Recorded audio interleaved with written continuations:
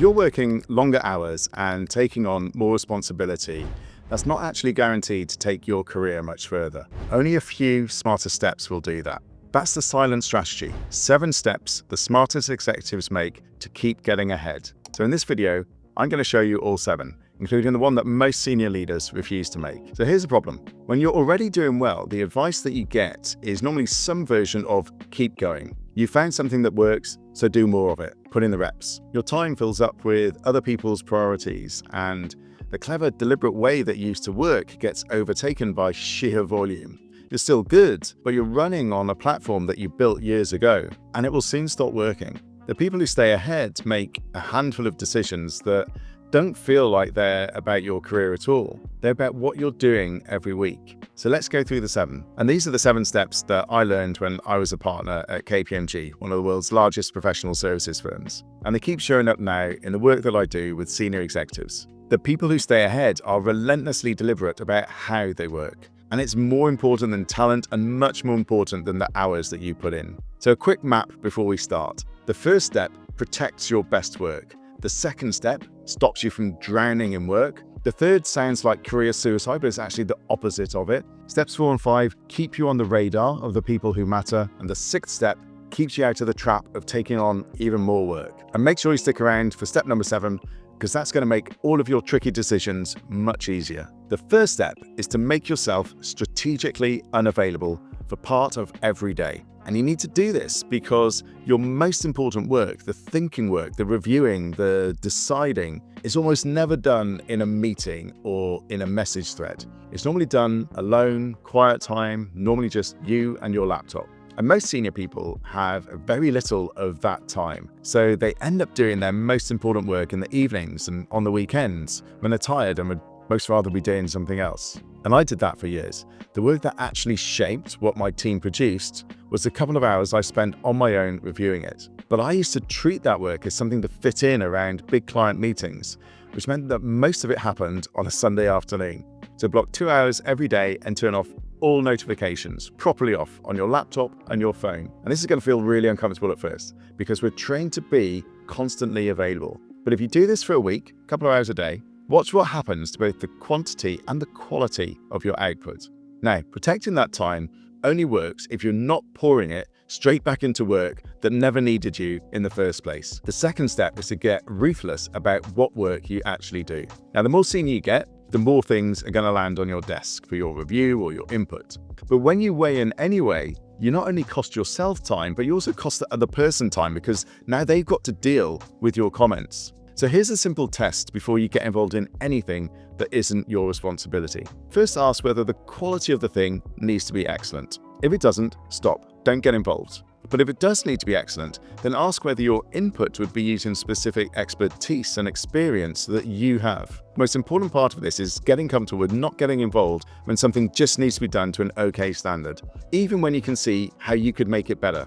Don't polish things that don't need polishing. Okay, so those first 2 steps are about giving you some time back. The next step is about how to make your next promotion even easier. And this third step sounds wrong when you first hear it, because it's to make yourself replaceable. But here's what I mean. Being the only person who can do something can feel quite safe from a job security perspective, but it slowly boxes you in because the better you are at your current role, the harder it becomes for anyone to picture you doing a different role. You get so essential where you are that the more senior leadership can't risk moving you on. It's flattering, but it's also a trap. The people who moved up at KPMG weren't always the best at their current job, but they were the ones who built enough capability around them that the team wouldn't fall over if they weren't there. So teach the people around you. Document the thing that only you know how to do. Hand it over. The day your role can run without you is the day you become available for a bigger one. Now, making the room to move up is one thing. The steps 4 and 5 about making sure the right people can see you when you're ready. Quick aside, if this is landing, I write a weekly email for senior professionals who work more intelligently so that their work life is easier and more successful. The link's in the description. This 4th step is small, but it changes how you're seen faster than almost anything else. This is all about backing yourself. I'll tell you where I learned it. Early in my career, I was often the most junior person in the meeting, both on my team and on the client side. And I had ideas, but I kind of kept them to myself. I felt too inexperienced to speak. But then I started to notice a pattern. I'd sit on a thought, and 10 minutes later, someone else, more senior, would say exactly the same thing that I'd been thinking about. And then I'd really kick myself. So I made a rule. If I had a question or point I wanted to make, and it was probably relevant, I'd say it quickly before I could talk myself out of it. And that one change, moving from the quiet junior person to someone the senior people and the client saw completely differently. And that approach still works. Now, you may have your own version of something that used to hold you back.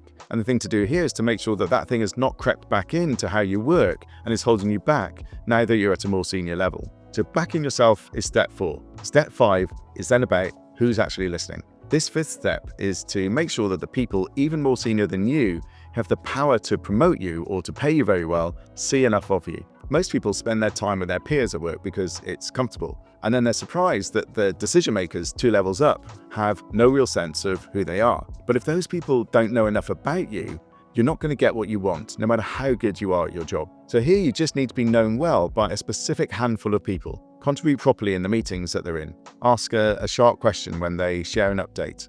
Or get yourself onto a project that gets you in front of those people more often. Now, once you're more visible, a new problem turns up. You're going to get asked to do more. The 6th step is to start saying no deliberately. When you're good and you're visible, the requests can start to pile up. Crises, favors, last-minute fixes, all of it somehow finds its way to you. And if you say yes to it, you're going to get buried doing exactly the same type of work that you already do. So the fatal mistake here is saying that you're too busy, because everybody is busy. So instead, be clear on your priorities, because then you have a reason to say no if something doesn't align with them. And it also helps to remember that you're almost never the only option. The person asking you to do something is usually just floating it, and there's nearly always a perfectly good version of the thing that happens without you. So get selective. Say yes to the work that aligns with your priorities, including those priorities that are going to position you well, and turn down the work that just keeps you doing more of what you already do. But there's no point in doing that if you're then going to self-sabotage. So the 7th and final step stops you doing that. The 7th step is the one that most people can't make. When the big, scary opportunity is in front of you, it's easy to default to the safe option. It took me 2 years to leave KPMG. 2 years. The whole time I was weighing up what I'd be giving up, and measured that way, the step never quite made sense. What changed it for me was asking a different question. I started asking how I'd feel in 10 or 15 years if I never even tried setting up my own professional development business. And when I considered that, the decision became really easy. I didn't want to have the regret of not trying. Now, fortunately, things are going well. But even if it had gone badly, I think it still would have been the right call, because the alternative would have always been me wondering, what if? Now, you don't have to leave anything, but the next time a big decision is in front of you, run it through that question. Will I regret not doing this? I think decisions made from a fear of loss tend to keep you exactly where you are, but those made from fear of regret, those are the sorts of decisions that push you forward. And for most of us, the worst case scenario isn't that bad when you actually work it through. Okay, so those are the 7 steps smart executives make that quietly build their careers. Now, you might be thinking, this all sounds a bit slow.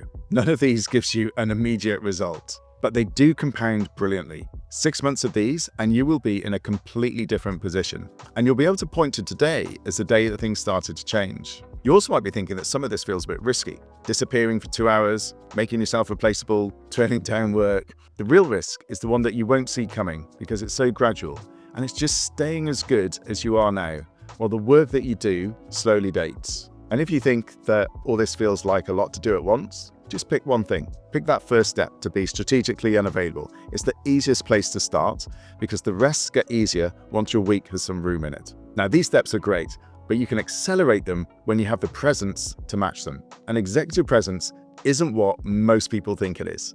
So watch this video next to find out what it actually is and how to build more of it. Thanks for watching. I will see you there.